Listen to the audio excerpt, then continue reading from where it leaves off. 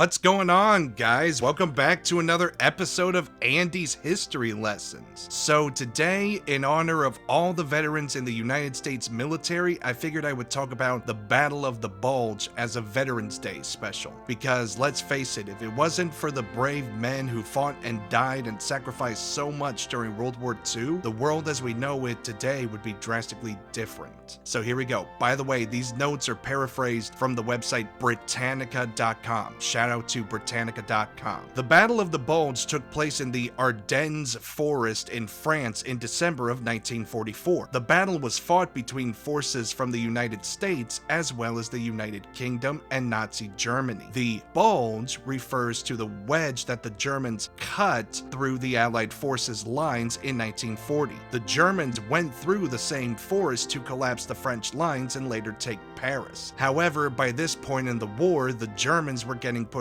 back by the Allies ever since the invasion of Normandy. The Germans had unfortunately massed a major defense around their still occupied territories, e.g. the Netherlands and Luxembourg, which led to them inflicting heavy casualties on Allied forces, grinding the Allied advance to a crawl during the fall of 1944. This heavy German defense, which consisted of veteran German soldiers as well as the German Volkssturm, or German Home Guard, was a contributing factor to some of the Allied failures during the later part of World War II, such as Operation Market Garden, which was a failed attempt by the Allies to liberate German-occupied Netherlands and open up a sort of gateway into Nazi German territory.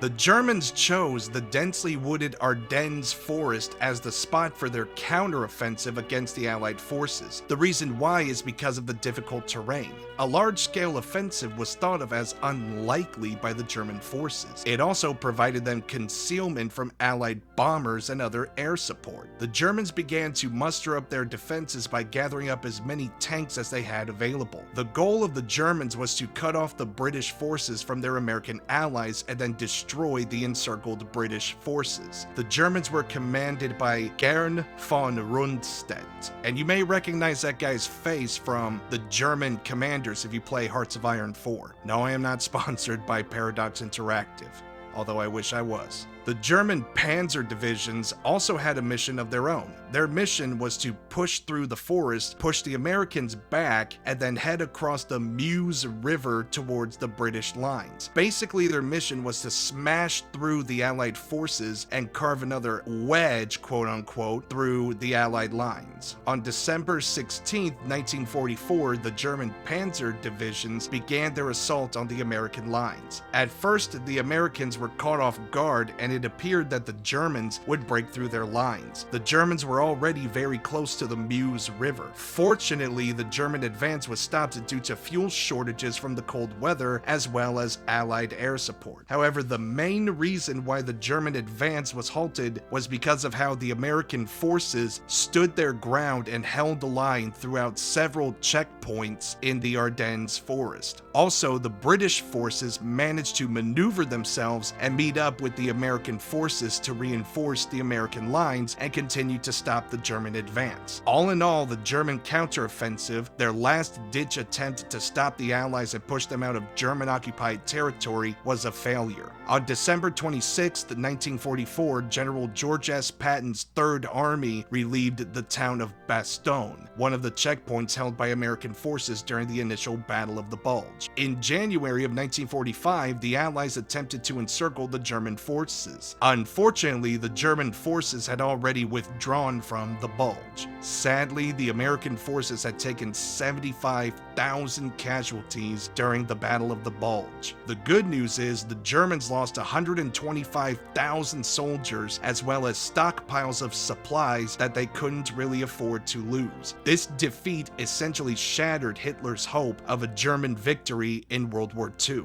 On the Eastern Front, the Soviets were already nearing several key German positions. The defeat of Nazi Germany came shortly after the Battle of the Bulge with the fall of Berlin in May of 1945. Okay guys, that is it. This concludes this episode of Andy's History Lessons. I hope that you've had a good day or that you're having a good day.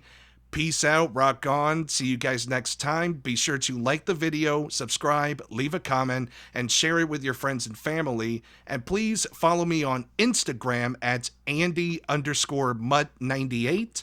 And also follow me on Facebook at Andy D'Andrea2. See you guys next time.